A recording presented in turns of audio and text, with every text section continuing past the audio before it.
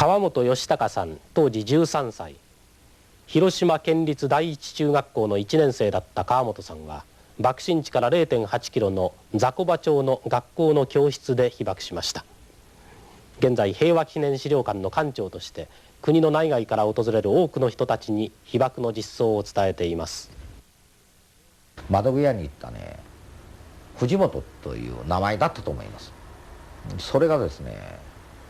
ちっちゃい声でですね、窓越しに指をこう指してですね、 B29 は飛んでると言ってね、指を指したんですよ。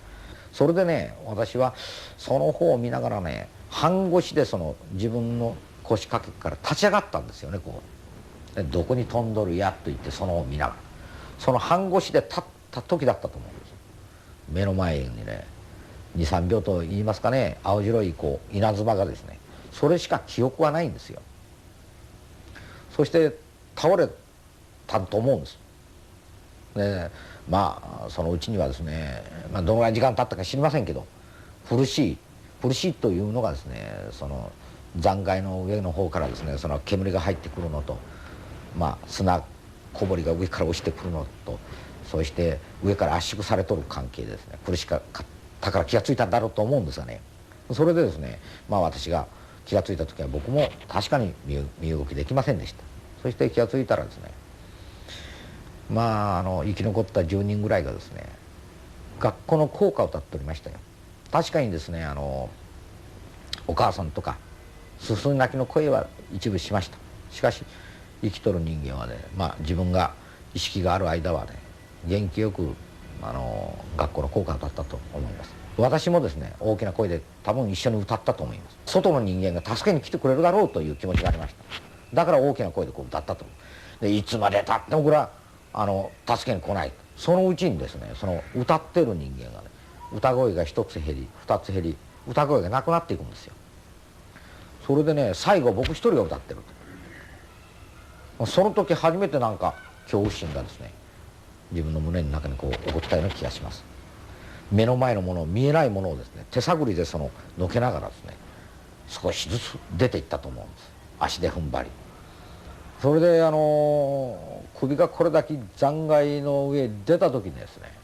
初めてこの大惨事を知ったということなんです。確かにですね、広島の上空はダークで薄暗いと。その中で頭の上でですね、竜巻と言いますかね、火の玉がですね、非常に荒れ狂ってた、そういう状態です。そして腕とですね、口しかやられてないと。口も相当血を吐いておりましたけどね、これなら逃げられると。しかしここでは問題なんです。一人で逃げられないんですよ。それは毎日の訓練で卑怯もんだと、一人が逃げることは卑怯もんだということをですね、言われとった関係でですね、これならですね、誰か連れて逃げないといけんと思って、四つん這いになってその残骸の上をおいおい言うて這いずりもあったと思います。それでね、そこをのけてやったらですね、やはりその横に倒れておりましたよ。それをこう起こしてやっただけだと思います。言いにくいんですがね、頭が裂けてですね、片方に裂けた肉へね、目玉がくっついてぶら下がってる片目だけで僕を見よるんですよ。それがで、わけのわからないことをですねわめいておりましたけどね、やはり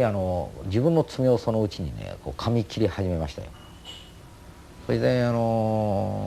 僕はですね、口に次ぐその爪をですね取って、で胸にこう、みんな上等ではないんですが手帳を入れておりました。それを取って、これをお母さんに渡すんだなと言ったらうなずくんです。そしてね、いしり気を薄れていくんですが、お母さんお母さんとは言っておりました。それでね、これはもう連れて逃げられないと。腰から下はですね、これはめちゃめちゃに骨が折れとると思いますよ。これ挟まれとるから、それでね、僕に逃げろ逃げろするんですよ。それでね、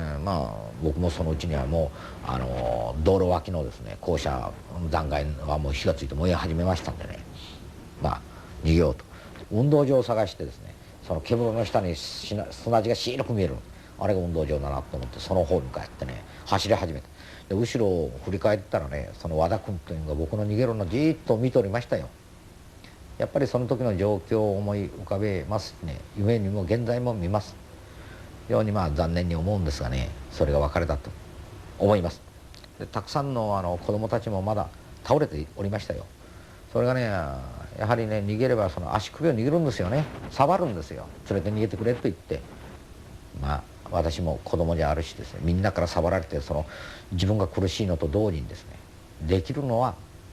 まあ悪い言葉で言えば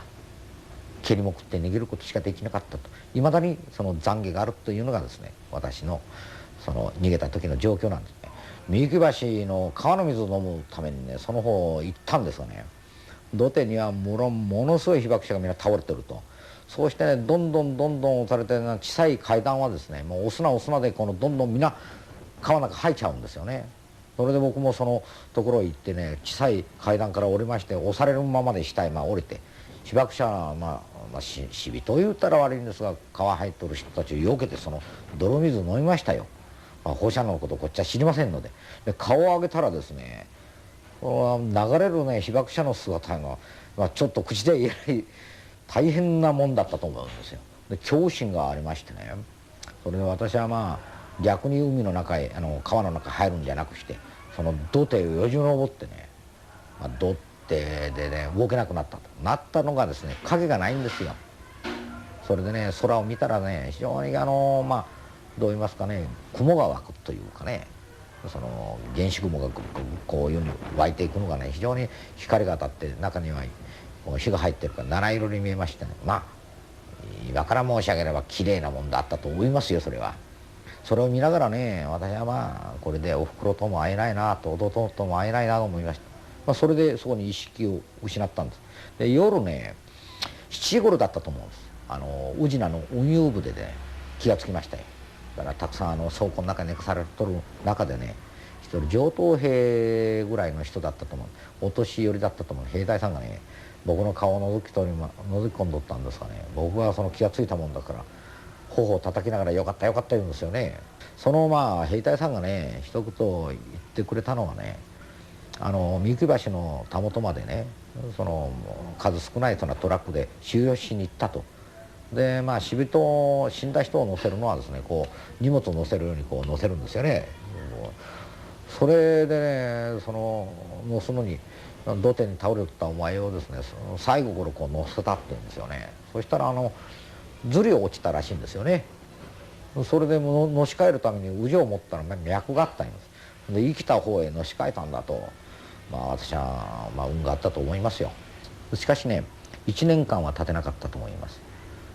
鼻血も2中へ抜けるし髪もですね2週間目ぐらいから抜け始めましてつるんつるんになりました。目もですねこれは放射能の影響じゃないと思いますけど体が衰弱するいうことで3ヶ月ぐらい見えなくなりました。でやはり13歳という、体ができる途上の私の事故でございますんで、その原爆にあったいうことですから1年のうちにですね少しずつその健康を回復してからですね非常に元気になりまして現在こうして元気に勤めておるようなわけでございます。で私ねこの資料館の館長としてですね一つ子どもたちに申し上げたいということです。特にですね広島を学んでいただいてまた今の子どもたちが大きくなったらですね次の子どもたちのためにですね正確な判断で伝承してやってもらいたいと、それがですね地球を滅亡に導かないですね生きてる我々の責務だろうというふうに私は考えます。川本義隆さんの証言でした。